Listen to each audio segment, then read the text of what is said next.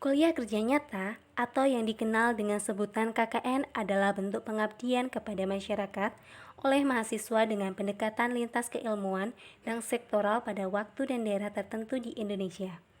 Kegiatan ini juga memberikan pengalaman kepada mahasiswa untuk hidup di tengah-tengah masyarakat dan belajar mengidentifikasikan masalah yang benar-benar terjadi dan membantu permasalahan yang dihadapi oleh masyarakat tersebut, khususnya permasalahan yang ada di lingkungan lokasi KKN. Assalamualaikum, halo semuanya. Perkenalkan, nama saya Setia Novitasari, merupakan mahasiswa KKN Tim 1 Universitas Diponegoro tahun 2022 dari jurusan Ilmu Sejarah Fakultas Ilmu Budaya Universitas Diponegoro dengan dosen pembimbing lapangan yaitu Bapak Sulistyo. Seperti sudah saya ceritakan di awal video, bahwasanya di video ini akan menampilkan kegiatan KKN yang bertema pemberdayaan masyarakat menuju pasca pandemi COVID-19 berbasis SDGs. Berikut upacara penerjunan dan upacara penerimaan di Kabupaten Karanganyar. Sungguh sebetulnya KKN itu jika dinikmati betul merupakan satu madrasah. Madrasah kegiatan sosial yang paling bagus. Di situ Anda bisa berinteraksi dengan masyarakat dan segala macam. Manfaatkanlah itu untuk membentuk pribadi Anda. Pribadi yang toleran, ya, pribadi yang kemudian tangguh, pribadi yang kemudian profesional, dan pribadi yang akuntabel. Mas-mas, mbak-mbak yang KKN hari ini resmi jadi anak saya. Oleh karena saya titipkan kembali langsung ke Pak Camat. Pak Camat kami serahkan Pak Kades. Disangoni deh ya, kasih uang, kasih apapun yang dia minta. Nah, duit ya.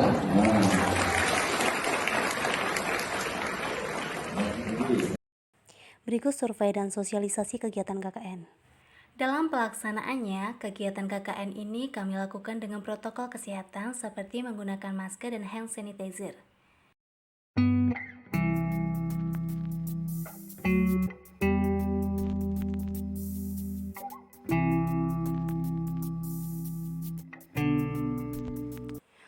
Berikut lokasi KKN yang dipilih oleh mahasiswa. Lokasi KKN kali ini tidak dilakukan di lokasi yang dipilih oleh universitas, melainkan kegiatan lokasi KKN ditentukan dari domisili tempat mahasiswa itu tinggal. Lokasi KKN yang saya pilih yaitu kampung halaman saya sendiri yang berada di Kabupaten Karanganyar. Saya melakukan kegiatan KKN bersama teman-teman saya dari Universitas Diponegoro yang sama-sama berdomisili di Kabupaten Karanganyar. Kami dibagi dalam beberapa tim untuk dapat melakukan pengabdian masyarakat di desa atau kelurahan tertentu. Hal ini juga menimbang adanya mahasiswa KKN dari universitas lain yang juga melakukan kegiatan KKN di desa yang sama. Maka dari itu, pihak Bupati Karanganyar mengadakan acara yang digelar di pendopo rumah dinas Bupati Karanganyar, yaitu acara penerimaan dan pembekalan mahasiswa KKN Universitas Diponegoro yang disambut oleh Bapak Juliatmono selaku Bupati Karanganyar. Untuk tim KKN saya sendiri, lokasi KKN itu dilakukan di salah satu desa, yaitu Desa Kalijira, Kecamatan Tasikmadu, Kabupaten Karanganyar.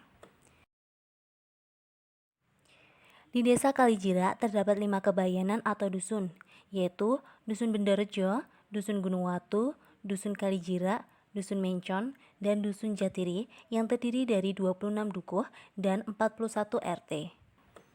Desa Kalijira memiliki luas wilayah kurang lebih 483,75 km persegi dengan batas wilayah sebagai berikut ini.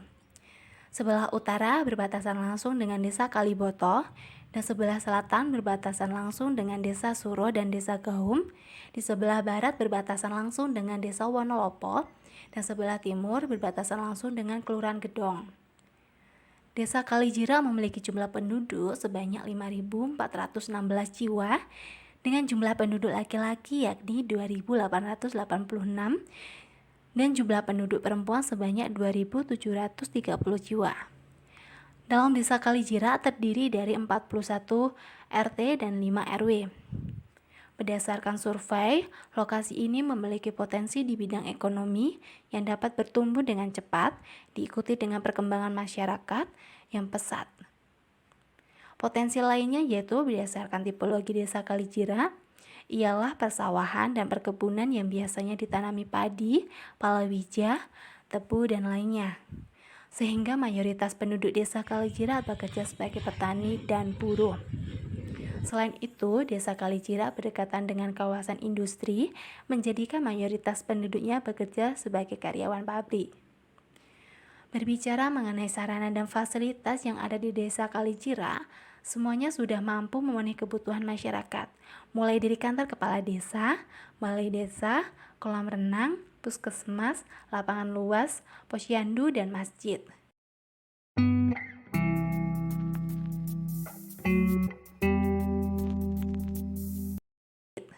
Selain itu, terdapat 4 sekolah formal seperti SD Negeri 1 Kalijira, SD Negeri 2 Kalijira, dan SD Negeri 3 Kalijira, dan SMP Negeri 2 Tasikmadu. Selain itu, setiap rumah warga desa Kalijira memiliki pekarangan yang cukup luas yang dapat dimanfaatkan oleh pemiliknya untuk membudidayakan tanaman hias, pohon jati, dan peternakan. Ini merupakan salah satu pekarangan rumah warga yang ditanami oleh pohon jati. Ini merupakan salah satu pekarangan rumah warga yang memanfaatkan pekarangannya untuk budidaya tanaman hias. Berikut adalah permasalahan yang dihadapi desa Kalijira. Di desa Kalijira, selama pandemi COVID-19 terdapat permasalahan yang cukup penting, yaitu di dalam bidang pendidikan, di mana kegiatan belajar mengajar dilakukan secara daring, sehingga banyak siswa merasa kesulitan belajar. Namun, dalam masa pasca pandemi COVID-19, sekolah yang berada di desa Kalijira sudah mulai dibuka kembali. Tentunya durasi waktu dalam kegiatan belajar mengajar harus dibatasi, akan tetapi pemahaman siswa terhadap pelajaran sudah jauh ketinggalan, dan mereka dituntut untuk mengejar ketinggalan suatu pemahaman materi yang belum mereka pahami secara cepat. Permasalahan lainnya adalah kurangnya kesadaran masyarakat dalam membuang sampah, di mana banyak ditemukan warga yang mengatasi sampah dapur dengan cara dibakar. Karena mereka memiliki pekarangan rumah yang tergolong cukup luas, mereka manfaatkan hal tersebut untuk membakar sampah. Hal ini jika terus berlanjut akan mengganggu kesehatan dan lingkungan, yaitu mencemari udara desa Kalijira yang tergolong asri. Berikut adalah kegiatan KKN. Dalam pelaksanaan program kerja KKN, pertama kali yang kami lakukan yaitu mendatangi kantor kepala desa Kalijira. Tempat kami banyak melakukan kegiatan dan aktivitas sebelum melakukan kegiatan KKN. Kegiatan yang kami lakukan di sini adalah perizinan dan mendapat arahan maupun pembekalan untuk melakukan kegiatan KKN di desa Kalijira.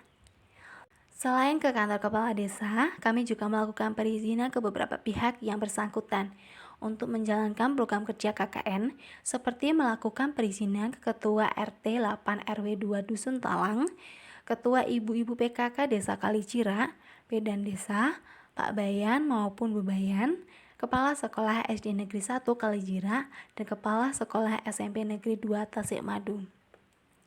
Berdasarkan observasi, di lingkungan desa Kalijira terdapat sekolah SMP Negeri 2 Tasikmadu. Dewasa ini belajar sejarah merupakan suatu hal yang kurang diminati siswa sekolah menengah pertama. Siswa SMP menganggap pelajaran sejarah sangat membosankan, karena hanya membaca dan menulis saja. Media pembelajaran sejarah salah satunya yaitu museum. Meskipun dalam masa pasca pandemi COVID-19 seperti sekarang ini, siswa SMP tidak dapat melakukan kunjungan secara langsung ke museum terdekat, karena adanya pembatasan kegiatan. Maka dari itu, pihak museum beralih ke digital yang dapat diakses melalui internet. Akan tetapi, banyak siswa SMP yang belum mengenal museum virtual, sehingga mahasiswa KKN memperkenalkan cara baru mengunjungi museum secara virtual kepada siswa SMP Negeri 2 Tasikmadu sebagai edukasi yang dilakukan dengan cara sosialisasi dan pelatihan kepada siswa kelas 8 di Aula SMP Negeri 2 Tasikmadu. Materi yang disampaikan kepada siswa Itu dibantu dengan PowerPoint yang terdiri dari definisi museum, jenis-jenis museum Sangiran, dan cara mengakses museum virtual, hingga melakukan tur museum virtual di Museum Manusia Purba Sangiran. Program ini diharapkan dapat membantu siswa dalam memahami, mengerti apa itu museum virtual dan dapat mengunjungi kapanpun tanpa harus melakukan kunjungan secara langsung, serta memberikan ruang kepada siswa untuk belajar objek peninggalan yang berada di museum. Berdasarkan observasi, di lingkungan Kalijira, warga memiliki pekarangan rumah yang cukup luas dan masih banyak warga yang membakar sampah plastik. Padahal pembakaran sampah plastik dapat menyebabkan gangguan kesehatan, terutama pernapasan dan lingkungan, yaitu pencemaran udara. Maka dari itu, bentuk program kerja selanjutnya yaitu mensosialisasikan dan mengadakan pelatihan pembuatan ekobrik kepada ibu-ibu PKK di Balai Desa Kalijira, supaya mereka dapat mengolah dan memanfaatkan sampah plastik menjadi barang yang nilai guna seperti kursi. Program diharapkan ibu-ibu PKK dapat memanfaatkan dan mengolah sampah plastik lebih baik tanpa harus membakarnya.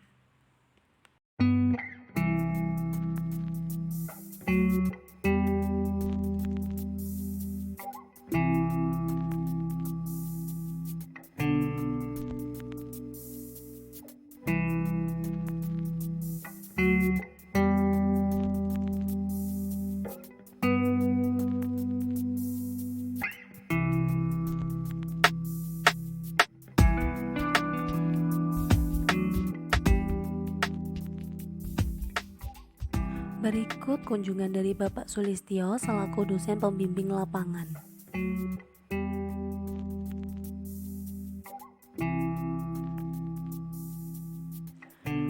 Berikut adalah testimoni dari Kepala Desa, yaitu Bapak Trijoko Susilo.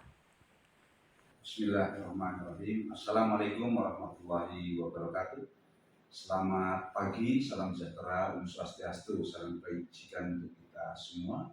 Salam sehat pencegahan COVID-19.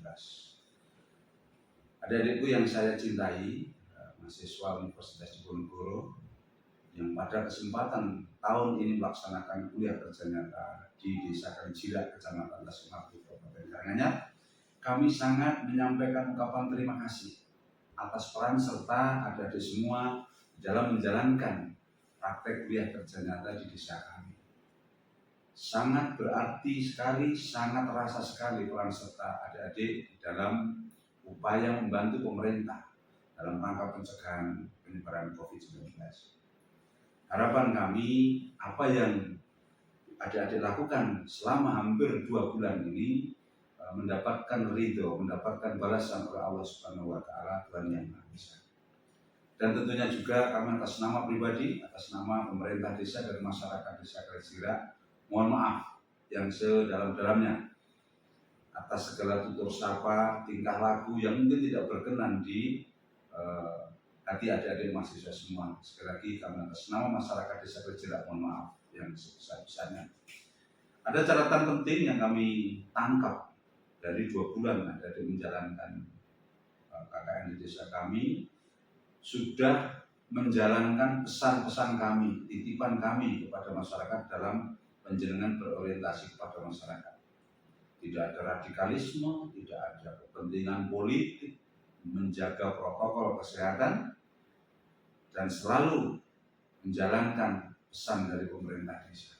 Ini kami sangat apresiasi dan sekali lagi kami sampaikan terima kasih yang setinggi-tingginya. Terakhir harapan kami, adik-adik bisa melanjutkan ke jenjang atau tahapan kuliah berikutnya sehingga adik menjadi manusia yang berguna untuk bangsa, negara, dan agama. Itu doa kami selama jalan, karena tanggal 13 Februari ini adik-adik ditarik lagi ke kampus untuk semoga tercapai apa yang adik-adik cita-citakan. Dari saya pribadi, sekali lagi mohon maaf atas segala kekurangan di dalam memfasilitasi perjalanan KKN adik-adik, dan saya ungkapkan terima kasih atas peran serta penjenengan yang sangat luar biasa. Bravo Undip, bravo KKN 2022. Wassalamualaikum warahmatullahi wabarakatuh.